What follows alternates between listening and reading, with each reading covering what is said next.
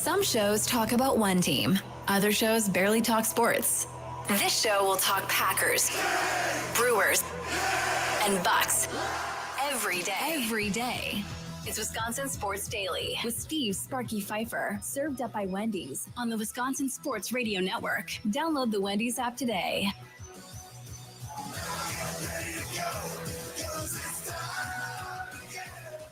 It is that time again. It's Wisconsin Sports Daily. Served up by Wendy's, live from the Wisconsin Sports Radio Network studios, powered by the Potawatomi Sportsbook. Sparky here. Charlie Usen producing the show, other side of the glass. Coming up on today's show, Bill Bender of the Sporting News, senior writer there, covers college football and pro football. And we will talk to Bill Bender about his thoughts, but what they are projecting now the playoff format to possibly look like. Memphis would be the group of 5 team that would get picked if it were to start today, which obviously we're weeks away from this thing actually getting decided. But the first one is still out. So we'll get into some of that, get his thoughts on some of the job openings around college football, and then how that relates to Wisconsin and what has not happened yet, which is releasing Luke Fickell and what this makes the outside world think of Wisconsin at this point as Luke Fickell continues to coach this Badgers football team. So we'll get into that at 2:40. And then, of course, Charlie Sands today at 3:40. Green and Gold update brought to you by the Potawatomi Sportsbook at 4 o'clock. And then things that Sparky missed at 4:40. Normally, we go over whatever we missed during the course of the day. But on Wednesdays, starting today, we will talk normally with John Greenberg, president of the Milwaukee Admirals. Today, Charlie Larson, filling in for him, Admirals VP of Communications, will join us at the end of the show, tell us the latest on what's going on over there. And I realize you're listening around the state, right? Green Bay and Appleton, WNFL, 99.7 FM, or Wausau, 93.9 The Game in Wausau, 710 The Game in Duluth, Superior, and in Milwaukee on 1250 AM, 105.7 FM, The Fan. Always, I tell people all the time that live around the state, man, just come check out. Come check out the area. Come check it out, man. You can go to a Bucks game, hit up an Admirals game over the course of a weekend, have some great food downtown, Third Ward area, or the surrounding suburbs. Great place to come hang out, southeastern Wisconsin, if you are up for a little road trip for a weekend, and we'll get away from wherever you may live around the state of Wisconsin. Lots to get to. There's going to be some more Brewers than normal on this show. I'm just warning you now. I know it's a Wednesday. I know Packers, Eagles are on Monday. That's part of the reason why I feel okay doing some Brewers today, because the game's not till Monday. And there's a lot of Brewer stuff from yesterday that occurred that I feel like we can dive into. I tried numerous Brewers people to get on today, and with not a ton of success, none really. But there's still a lot of stuff that Charlie and I want to talk about. But we'll start off first talking about the Packers and the NFL before we get into some Brewers talk throughout. Plus, we also got to talk about UFC under investigation and Dana White under investigation by the feds as well. So we'll get into that too in the 3 o'clock hour. How does the NFL trade deadline change how you look at the NFL? Change your power rankings right now. Does it change the top of the NFC for you? Does it change the top of the AFC for you right now? And specifically, does it change where maybe you have the Green Bay Packers? I feel like this is a dumb topic to do today, to be honest with you. I feel it's a real dumb topic because we could not have picked a worse week to sit here and talk about this. Like 9 to noon with John Kuhn and Ronnie McAuliffe. I think they do power rankings every week. Okay. So for them, we do this every week. So it's going to vary up and down and it makes sense. For us, we never do power rankings because I think they're stupid most of the time. So we normally never do power rankings. But the reason we wanted to do today was because it's after the trade deadline. Knowing that most of you are depressed over the Packers, think the sky is falling, and the season's over for the Packers after a loss to the Carolina Panthers, which is crazy to me that we allow ourselves to get to that thought process of the season's over because of one loss in the middle of the season, not even at the end of the season. But I'm willing to see how this goes. How does the NFL trade deadline change your NFL power rankings? Nicolay Law, talking text line 414-677-1250, 414-677-1250. Socials at WI Sports Radio. Charlie's got this prediction site that he loves going to. What's it called? Kalshi? Is that what it's called? Yeah, that's what it's called. I wouldn't say it's exactly what I love. No, Charlie can't. I'm actually not a big fan of it. Charlie didn't like it at all. I just make fun of Charlie because he can't stand it. But these prediction websites like that are in bed now with the NHL, and a lot of people think they're trying to counteract and put these daily fantasy websites out of business if they're somewhat accurate. Now, mind you, these prediction sites are all about predicting everything, right? Everything, elections, whatever you want to throw at it, it'll come up with something for you. So Charlie Usen was on that website like he is most days, and you came up with the top teams in the NFC. What does that list look like? So that list looks like, if we head on over there, one of the teams that did make a big trade this past day, the Seattle Seahawks, they have a 15% chance. Moving up from there, they have the Detroit Lions at a 16% chance. They did nothing. The Los Angeles Rams at an 18% chance. Nothing. And then the Philadelphia Eagles, who had probably the most active trade deadline out of any buyers there, at 19%. So the Eagles are still the favorite to win the NFC. Mm-hmm. The Packers don't even get into the top 4. They do not. From what it looks like. No. But as I told Charlie before the show when we were talking about this topic was, that's fine, but that's going to change. Once the Packers beat the Eagles Monday night, come Tuesday and Wednesday, watch the Packers move up, watch the Eagles percentage fall back, especially if the Packers really take it to the Eagles and win by a considerable margin. Then that all changes. And that's the thing about doing this in the middle of the season. We can do this now, and then you can do it in week 17 before the playoffs start. Are they going to be the same? Are they going to be the same teams in that order? Maybe. Maybe by that time it'll even out and it'll be the same. How does the NFL trade deadline change your NFL power rankings? Where do you have the Green Bay Packers right now? I don't think that you can argue the top 4 that website put out for the NFC. I can't argue the Packers being in front of any of those teams as we currently sit. Now, once you get past those teams, then I think it's probably the Green Bay Packers right on the heels, probably at 5. If the Buccaneers were healthy, I think you could argue the Buccaneers might be ahead of the Packers.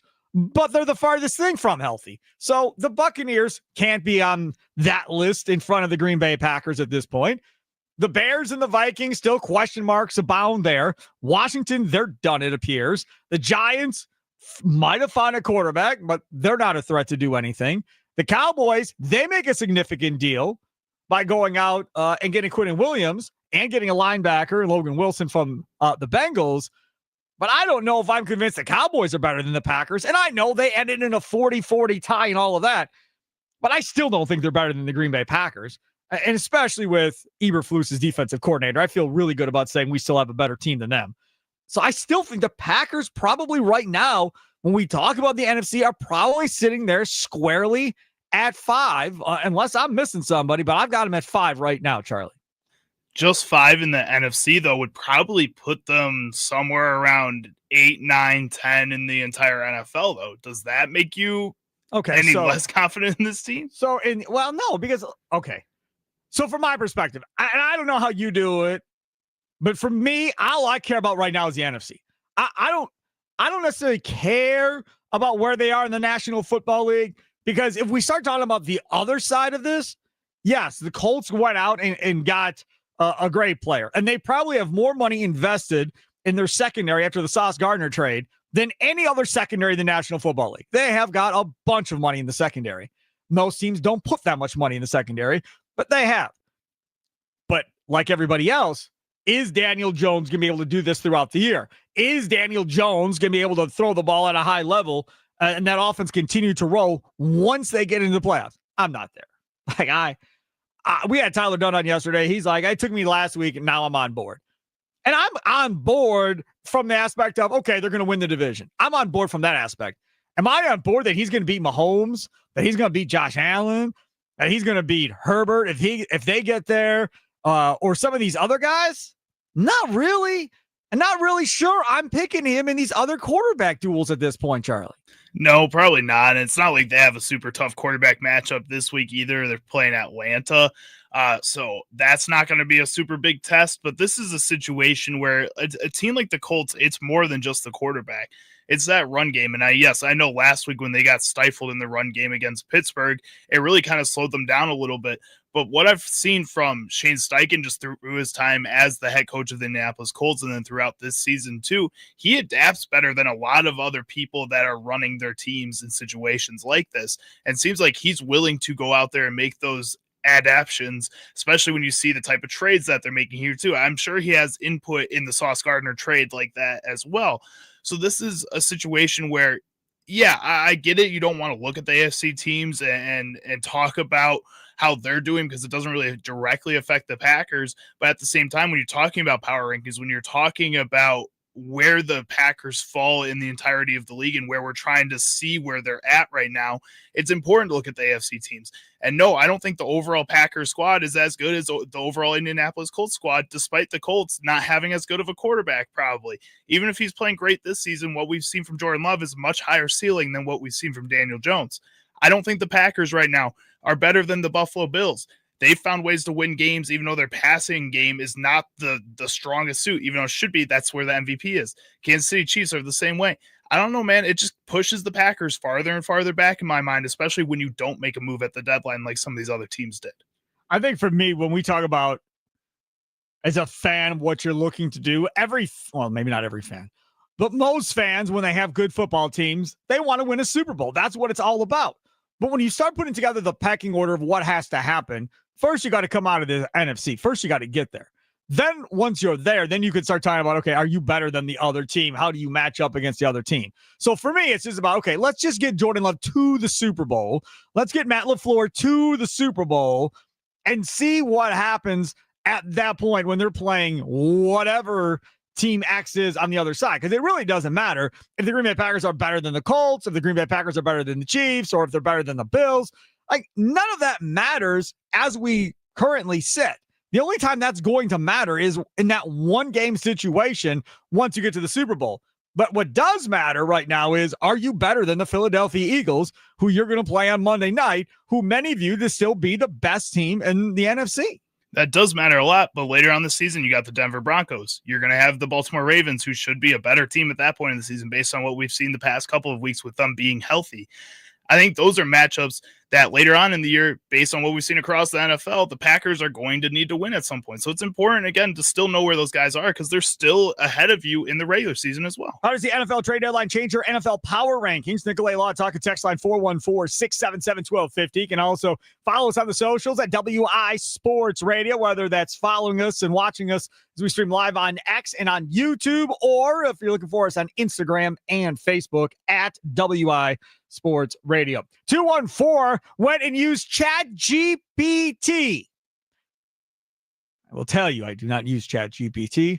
I heard it's a thing. People use it. Do you use ChatGPT? No, I do not. You do not. Okay. Well, this person did.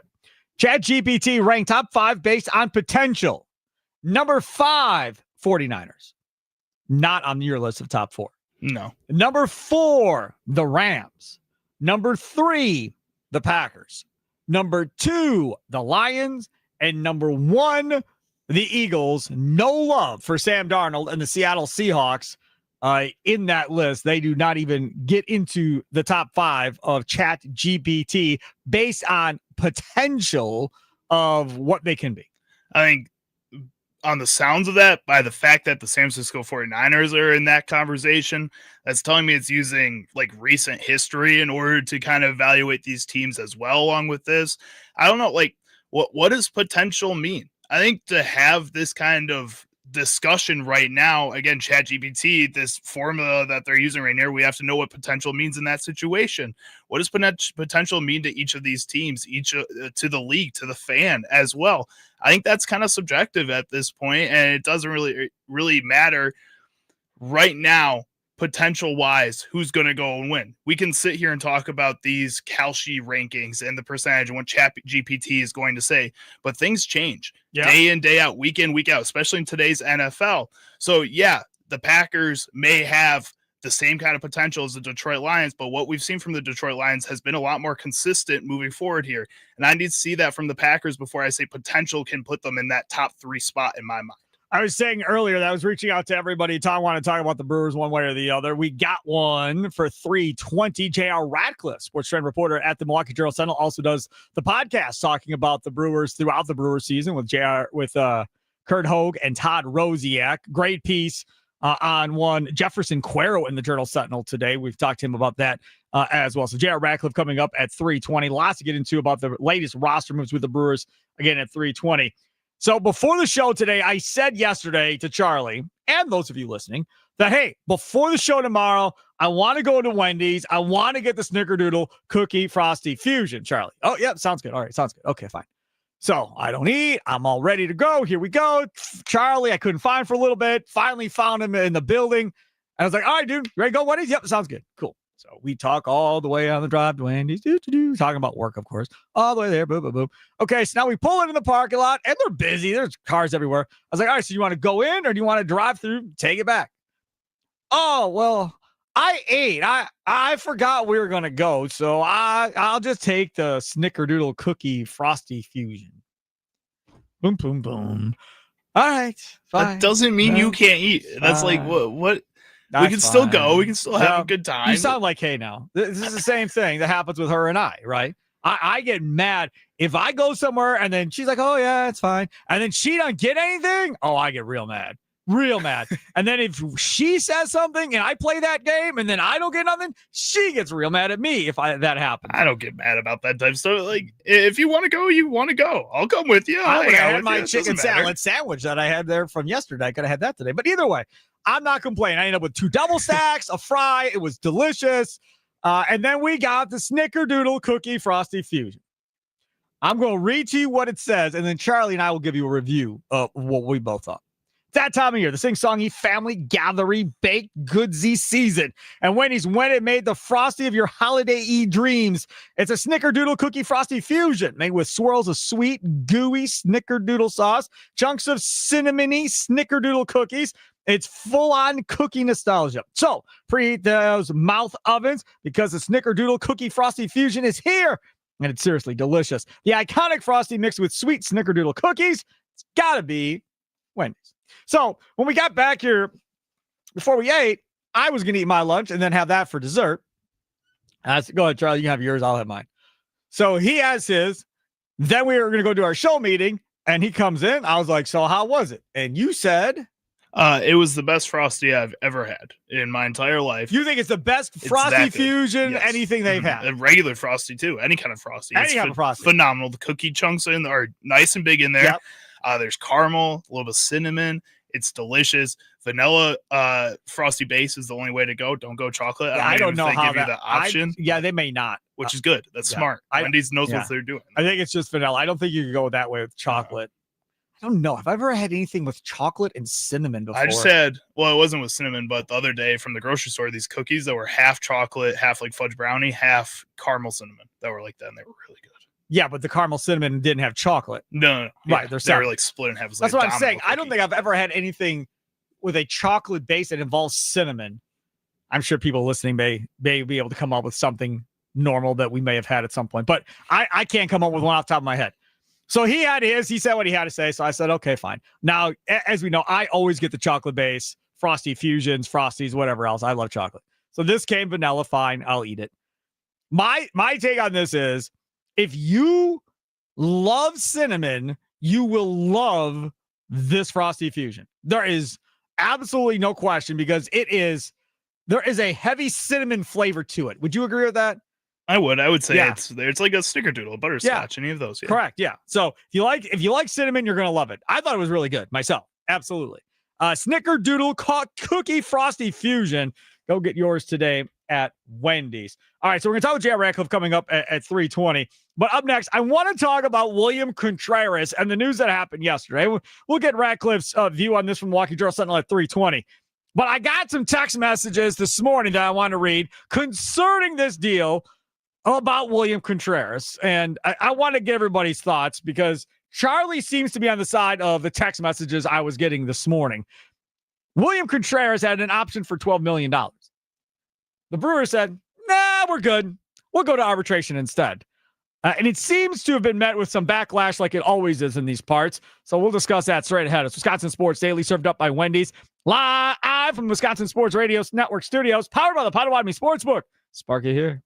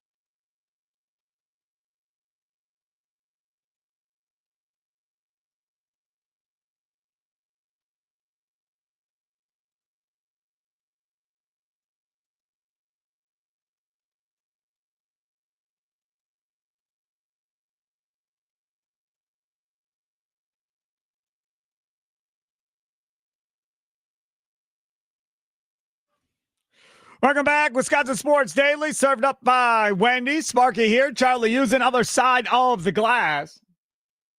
Got an email from the Milwaukee Bucks in the commercial break. And it says medical update on Kevin Porter Jr. And he underwent his surgery today for the right knee meniscus injury. And they say in the press release, he's expected to be sidelined for approximately 4 weeks. All right. Not really. Great. Not great. Not the worst, though. I'll tell you one thing. You know who's hasn't been as great as he was? Who's that? Ryan Rollins. Hey, not that bad. Hey, I'm just saying, like, hey, Ryan Rollins is him, blah, blah, blah, all that. He's come back to the pack a little bit here. I mean, if Ryan Rollins continues to play the way Ryan Rollins has the last couple of games, Kevin Porter Jr. is the starter. Ryan Rollins going back to the bench, and we are going to have that conversation moving forward. But we'll see how it goes. That game last night, by the way, we're not doing a topic on it. This is all I'm going to say about it, is it was one of those deals, man. Like, they were saying it on the broadcast where Toronto's on full rest. They're just chilling, waiting for you to show up at their place. You played the night before in an emotional game against the Pacers. You come in and it is what it is, right? You got run from the word go in that game. You hit they hit the first 3 or 4 shots in a row. I'm going, damn, they're like even and they haven't missed yet. And that was a bad sign. And then once they got out, Toronto got out and started running. It was done. The Bucks couldn't do anything about it. And then you see young guys like Mark Sears and those guys playing the last 3 or 4 minutes of the game. Man, Mark Sears is small. How does Thanasis not get into this game, man? I don't know. That's so bogus. I feel like you got to at least give him at least 2 minutes in this. He's the only person who doesn't get in this Sears game. Is running out there. Andre Jackson Jr. is running out there. Coffey's out there. Gary Harris, Jericho Sims all get run. I thought when they signed Gary Harris, it was going to be for a legitimate role on this team. He's there in case multiple people get hurt. I mean, this is a game where you look at guys like Ryan Rollins, look at guys like Bobby Portis, like you mentioned, and you need those players to have consistently good games, and both of them just did not step up in this one to help out at all. And the Toronto's a better team than they've been in the past few years. That's a really good starting 5 that they have. Their bench depth is really young, but it's a good team, so you got to give them more credit than I think a lot of people did going into this one. This game looks bad, but it's still early in the season. Exactly. Let's not overreact to games in November, please. I beg of you. But we were overreacting to stuff in April, but this was kind of cool. Contreras now, deep left field. This one is gone. Contreras goes deep for the first time this year.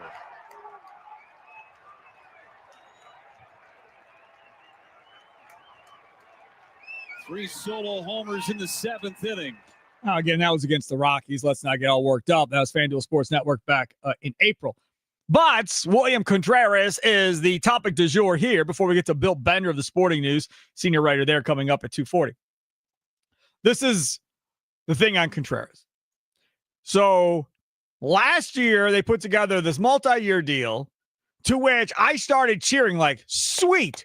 We don't have to go to arbitration with this cat until the last year of arbitration before he becomes a free agency, before he gets a free agency, which means he doesn't have to be bitter and mad at the Milwaukee Brewers like everybody else seemingly gets about this with the Brewers.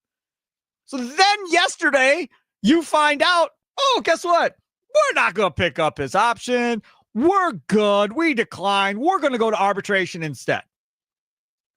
Now, according to people that know more than me, the arbitration number they think it's going to end up at is $11.1 million. That is $900,000 less than what it would have been. Okay? Now, this morning, I end up on a group text this morning. The first text says, he played with a broken finger. Mike Ignacio, what a joke. His worth alone is $800 million and growing every day. But it's a, quote, business decision, as McKelvey put it. The Brewers are essentially betting that taking Contreras to arbitration will result in a lower guarantee than $12 million. And goodness knows this front office will save anything it can on payroll while it tries to compete for championships on a limited budget. To which I responded to this text message. I said they think they can get him at 11.1. So 900,000 is significant. Then another person jumps into the group chat and says, I'm just saying they better extend these young guys, Made, Pena, hopefully. I was like, okay, I agree. Another person jumps in. If total payroll is $100 million, that's less than 1%. Pay the guy. He's the team leader. Mark Antonaccio makes that an interest daily. That was my first conversation of the day on text. That's how I started my day. Okay. Was people yelling about this William Contreras thing. This is what I'm going to tell you. I have gotten angry before, as Charlie will tell you, about quibbling over pennies with Corbin Burns and getting him mad. Quibbling over crap with Hader and getting him mad. And it's not one worth it, right? I do not want to have an angry William Contreras for 2 years. This ain't the last year. And then boom, he goes. So, like, you go to arbitration. They don't do this to Peralta because he's under contract. But let's say this was an arbitration year for Peralta. He's going into his walk year. Okay, fine. You do the arbitration, and then maybe you trade him. In worst case, you have to deal with him being unhappy for a year before he walks into free agency. This is 2 years prior. You sign a deal and then bail over. I have an easier time understanding $900,000 being too big of a gap to just eat and walk away from. Almost $1 million. There's multiple reasons, okay? Number one, as was pointed out in that text message, they're on a limited budget, right? Everything counts. If they can use that $900,000 to $1 million somewhere else for somebody else by doing it this way, in their mind, it's probably worth it. Number two, this is a big team. All the owners play on the same team. Everybody's in charge of trying their best to keep salaries under control, trying not to overpay and pay somebody stupid money. Because what happens? Then you get the National Football League where it's a conspiracy theory or whatever. They're all working to screw the players on millions of dollars. That's what happens when these guys start talking about, okay, they made a horrible deal over there in that city. We're not going to do the same in our city. Let's get everything back under control here. Don't let that be a bar setter. Same thing happens in baseball. Same thing happens in basketball. In hockey, they all do it the same. This is another avenue. This arbitration system is designed to make sure the players don't get overpaid too early on by an owner or a GM or whatever the case may be. But William Contreras isn't too early on. We've seen him be this type of player for 2 seasons now, and he's been regular. Too early on means in that before that first deal is done that they negotiated. So through the minors, whatever, through your 3 years of arbitration, don't go crazy overpaying in year 1 of arbitration, which then leads you to overpaying in year 2 of arbitration, which then leads you to overpaying in year 3 of arbitration. Whereas if the owner and the GM go, nope, we're going to pay what the arbiter says, and that's it, and you stay in your boundaries, that helps keep payroll down. And then that next contract, for the smaller markets at least, somebody else pays. I get it. But at the same time, this is a situation where a guy like William Contreras has shown that he's better than his first contract. Yes. He's a much better player than that. For sure. And that he wants to be in Milwaukee. He says that all the time. I don't know. Yes, his personal intentions, but from what he said and what we've seen as a fan base, what they've seen as an ownership at least, says he wants to be in Milwaukee. You could pay him $12 million now. You may save yourself $5 million later on in a full contract too. I don't know this for a fact, but I feel confident in saying they would love to give that dude an extension. But I also feel confident in saying that they want high money, right? They want to be paid top 3 catchers in baseball, top 2 catchers in baseball. And I'm guessing the Milwaukee Brewers have no intention of paying a catcher that type of money. And that's part of what goes into all of this. So he may want to stay here. Hey, I'm going to tell you right now, Freddie Peralta, I bet you money, if money wasn't an issue, he plays whole career here and retire as a Brewer. Oh, definitely. Yeah. Willie Adames, he would have stayed here forever. Yeah. He wouldn't have left either.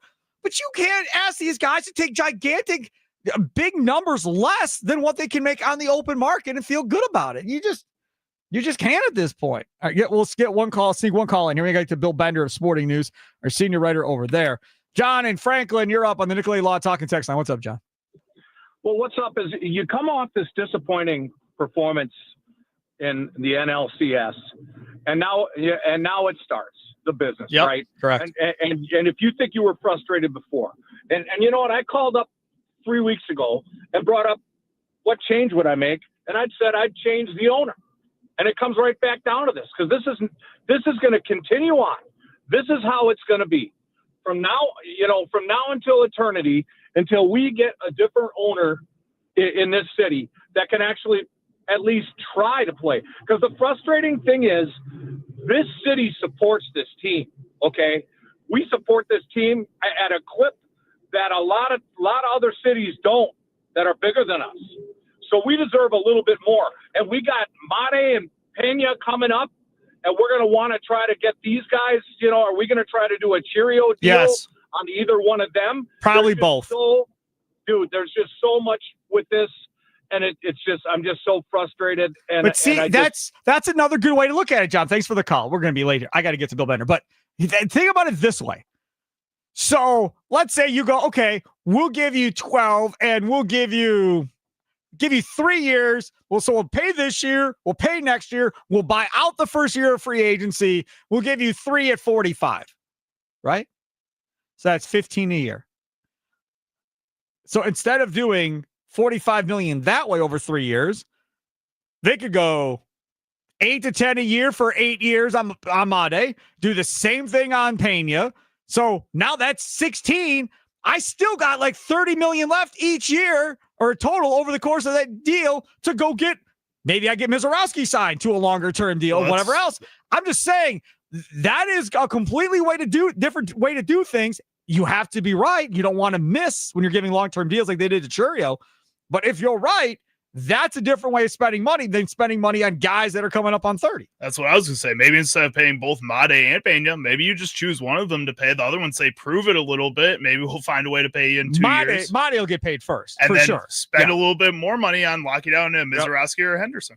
Coming up next, Bill Bender of the Sporting News, senior writer over there. He'll join us on Wisconsin Sports Daily, served up by Wendy's, live from Wisconsin Sports Radio Network studios, powered by the Potawatomi Sportsbook. Sports Talk on Wisconsin Sports Radio Network is presented by Paramount Plus. You can't count on much these days, but you can always count on Sundays with the NFL on CBS and Paramount Plus. Watch your local NFL game every Sunday on CBS and Paramount Plus all season long. Visit ParamountPlus.com/NFL to get started today.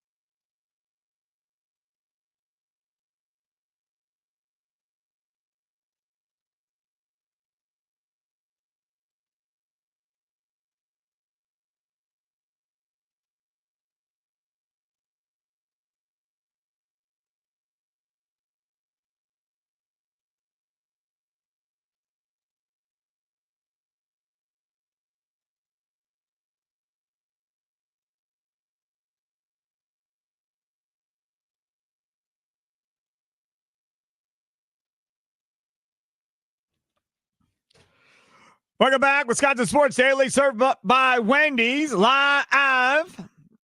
Wisconsin Sports Radio Network Studios, powered by the Potawatomi Sportsbook.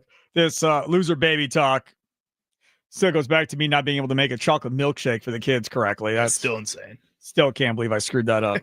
I screwed it up badly, too. It was like, we don't need to get into it. Joining us now on the guest hotline, powered by Gruber Law, he is Bill Bender, senior writer for the Sporting News. Follow him on Twitter at BillBender92 as we stream live on X and on YouTube at WI Sports Radio across the beautiful state. Green Bay and Appleton, 99.7 FM, WNFL. In Wausau, 93.9 The Game, 710 The Game in Duluth, Superior, and, of course, in Milwaukee on 1250 AM and 105.7 FM, The Fan there. Bill Bender, how in the world are you? I have questions about the milkshake, but I know we have other things to talk about. No, so it's fine. It's fine. No, I got a blender. I got a bunch of vanilla ice cream. I scooped up vanilla ice cream, probably like half of a container. Scooped it all in. Me and the 9-year-old, he helped scoop. We put all the ice cream in, so it was pretty much filled up. And then I got a big container of Fairlife chocolate milk that I bought because I think that's the best chocolate milk. It's way overpriced, but it's good for a one-time thing. So I got the big container. I dumped the whole container of the chocolate milk in. And essentially what happened was it became just cold chocolate milk because of the ice cream essentially got blended up into it. There was a couple of chunks of ice cream, but it was a complete failure, Bill. It happens. A trial and error. I can't say I haven't done the same with my kids over the years with our blender as well, but you perfected over time. Yeah, I used to be able to do it well like 10 years ago with the other two kids, and I apparently forgot how to do it in 10 years. But either way, Bill, first I want to start off talking about the Badgers college football openings before we get to the college football first playoff teams that they put out last night. This Badger job, compared to some of these other openings that are going to be out there, right? You got high-end openings like LSU and Auburn's open now and a bunch of other teams where you can look at them and really justify in your mind of, okay, they've been to the mountaintop before, so we know they can get there. So that appears to be a really good job. The Badgers, two things. One, are still holding on to Luke Fickell, even though this thing is headed into the toilet, worse now than ever before. And number two, even if it was open, I'm not sure where it would even rank amongst all these job openings at this point because it's went so far south over 3 years. Well, Wisconsin used to be during the Paul Chryst era. I used to look at them as the best program that had not made the playoff, and that distinction goes to, at least for the next 3 weeks, Ole Miss. Now I think Lane Kiffin's been able to do that there. So where does it rank among the openings that you have now? It's probably in that Auburn range, where Auburn is a good program in theory. They've played for national titles and won a national title in 2010, but they've also had 5 straight losing seasons. So whoever goes there inherits that after Brian Harsin and Hugh Freeze. So to me, Wisconsin is a middle-class Big Ten job, very comparable to the other programs in the region, quite frankly. Iowa, Minnesota, and those guys. And they're the ones in this new look 18-team Big Ten that are still trying to find their way. Like, we can talk ourselves into Iowa as a playoff contender right now, but they still got to go through Oregon and USC the next 2 weeks. We'll see where that conversation is next Sunday. Yeah. And see, from our perspective, I feel like there is absolutely no hope right now based on this Wisconsin program because, they're saying, oh, yeah, we're going to have all this extra money to spend next year when it comes to portal and NIL and so forth. And obviously the fan reaction, Bill, is, well, then why in the world didn't you spend it this year? If you have this whole stash of money, why have you been sitting on it this whole time and not spending it to begin with? So I think there's some skepticism of if they have this money, but even if they have the money, like, can you really expect them to compete with the Ohio States of the world regardless? Well, and I like the narrative that the talent has dispersed and everything. And that's true, I think, in the SEC, where you have multiple playoff contenders, and Alabama and Georgia are no longer like the juggernaut that they were 5 years ago, where I remember watching Georgia in 2021 and saying to my son, hey, don't worry about it. They're not losing this year. That team's not losing. I don't feel like that about anybody in the SEC. I kind of feel like that about Ohio State right now, where I'm like, okay, where does anybody else in the Big Ten get a receiver? Because Ohio State has all of them. And I think that's the hard part. So what are you shooting to be? Are you shooting to be a Big Ten champion? Are you shooting to be an every year playoff contender, because I think it places. Yes, like, I think the every year playoff contender, I think, is what they talked about when they got here. Now, they talked about national championships too, but with an expanded playoff format, yeah, I think that's realistic for this program to say, yeah, you should be somewhere between 12 and 15 to 20 every year. For sure. And I agree with that. I mean, you look at Washington being 6-2, and their only losses are 17-point losses to Ohio State and Michigan. That's not bad. You never want to say, well, but that's not a bad look. And I'm not making excuses for Wisconsin here, but when you look at their schedule, and we all did it in July, we're like, where's the win in October? Correct. You know, it was a brutal schedule. Now, made more brutal by the fact that the offense couldn't score. But, yeah, that's an absolutely brutal schedule. And this is the problem with 18-team leagues, is you're going to have chronically unbalanced schedules. And that's exactly what they have. Now, the next 2 years, a lot easier. No Oregon, no Ohio State. So things become a lot more easier for the Badgers going forward if they can put a respectable team out there. Talking with Bill Bender of the Sporting News, senior writer over there. Follow him on Twitter at BillBender92. Joins us here on Wisconsin Sports Daily, served up by Wendy's with me, Steve Sparky Fifer. Let's talk about the teams that came out that appear to be in position right now, according to this panel of people, to be playoff teams coming up. The first one I want to talk about is Alabama, because people wanted Kalen DeBoer fired at the beginning of the year, and now you fast forward to where we are in November, and what? They're a top 4, top 5 team right now. Well, not a couple things, too. Their quarterback has 20 touchdown passes and 1 interception. Ty Simpson's been brilliant. They beat 4 straight ranked opponents. Of the top 25 teams last night, Alabama's the only one. And I believe in this stat. I've had a lot of debates about this stat today. I am a fan of ranked at the time. People can say, well, Penn State's lost 5 straight games. Well, I was there when Oregon beat them in double overtime. That was a far different product than what Penn State has now.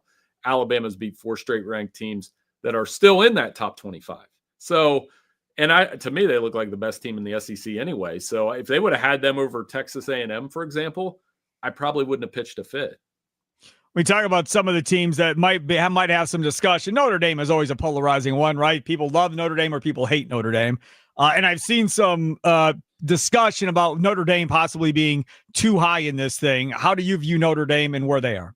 I wrote about that last night. I'm okay with them being ranked ahead of Miami. And that's the only head-to-head where I felt that way, because Miami coming off the SMU loss, look at where those teams have tracked the last 6 weeks. Yep. Notre Dame's won 6 straight games by double digits. Their running game's dominant. Their defense has gotten better. I think CJ Carr's playing better than Carson Beck right now. I mean, nobody can dispute that. So if they get to 10-2 and bump somebody out, I'm fine. But it is going to raise the question of, is Notre Dame gaming this system?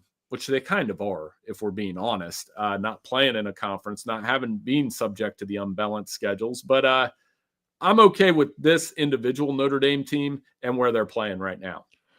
Group of 5, as of now, it's Memphis. Is there legitimate competition for Memphis for that last spot? Yeah. I mean, whether it's I know they're going to play Navy. South Florida, they did beat. That American Conference has 3 or 4 teams in the mix, but Memphis definitely would be that team right now. Sleeper team out west. Look at San Diego State's defense. They've only lost 1 game. They've played well in the Mountain West Conference. They've been quite a turnaround story. And of all those group of 5 teams that are in the mix, they have the best uniform. So that's my case for the Aztecs. I've got about 90 seconds left, but I got to ask you, Tommy Wirtz, who is another host on this station, said I need you to ask him one question. Which is the better job right now to be a head coach at? Badger football or Stanford football?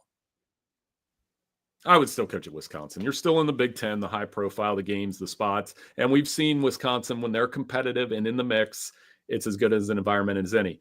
I do like Andrew Luck at Stanford, but I mean, if you're telling somebody to go to Stanford, you're telling them to fly across the country 4 times a year to North Carolina. I don't know if I'd want to do that. I'd rather play at Wisconsin and have those traditional Big Ten rivalries. But of course, as you know, I'm in Central Ohio, so of course I'm going to say that.